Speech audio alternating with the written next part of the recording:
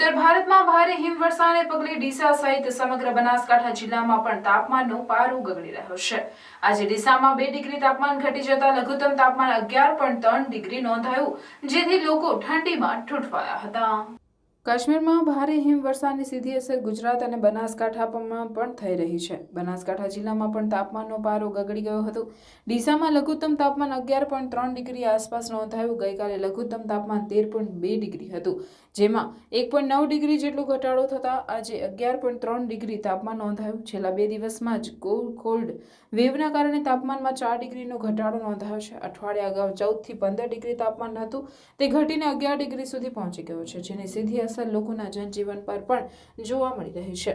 લોકો રાતે તો ઠીક, પરંતુ દિવસે પણ ગરમ કપડાં પહેરીને જ ઘરની બહાર નીકળવાની નોબત આવી છે।